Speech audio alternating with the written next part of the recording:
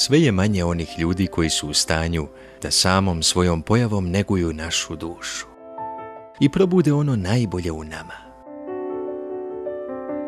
Takvih je pun internet, filmovi, muzika, knjige, ali u realnosti ih je sve manje.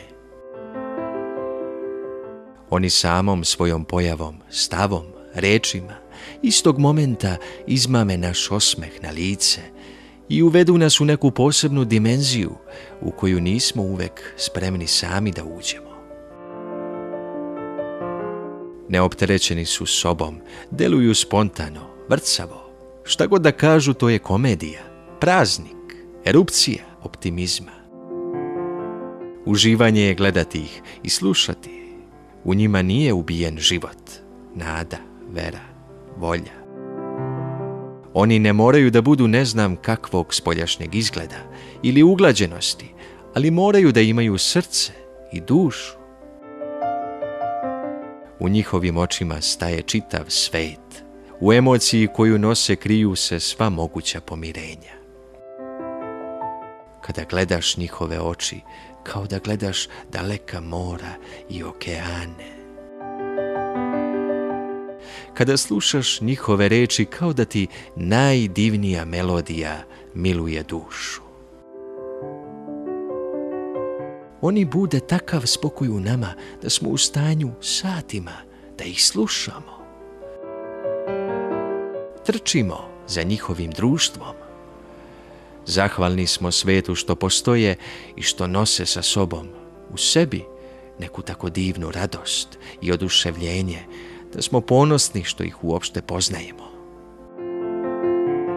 Nažalost, sve je manje takvih ljudi.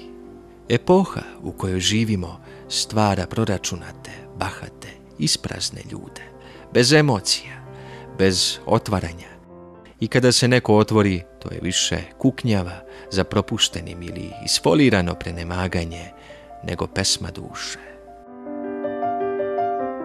Takvi samo kradu energiju, a ne daju ništa, večito nezadovoljni, ogorčeni, ljuti, spremni da ujedu za svaku sitnicu. Zatvoreni su, skučeni, sazidani u svojim frustracijama, koje vrlo često isplivavaju na površinu.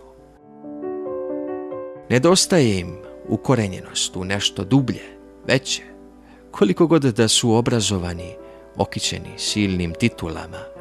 Oni nemaju duhovnu širinu koja im daje mogućnost da zaplivaju u život, neopterećeni sobom i onim što ih okružuje. Njih sve nervira, sve mu prigovaraju i kada uživaju, uživaju lažno, više zbog utiska opuštenosti koji žele da ostave na druge, nego zato što im nešto stvarno prija.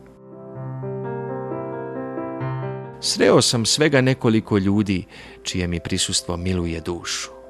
Njih sredina nije prepoznala i nagradila. Oni su gurnuti na stranu. Svet neguje i nagrađuje neke druge ljudske profile, biznis tipove, brzotrkače, kameleone i lažljivce svih mogućih sfera. Dok ove i ovakve ismeva, proglašava ih zanesenjacima, ludama, budalama. Samo da razvijem energiju poput njihove, da ljudima u mojoj okolini bude što prijatnije sa mnom, da uživaju u mom prisustvu. I moram da priznam da mi ne ide baš najbolje. Teret koji vučem sa sobom ponekad je prevelik. Izliva se, ali bar znam šta je orijentir. Orijentir je da se neko u mom društvu osjeća prijatno i kada ćutim.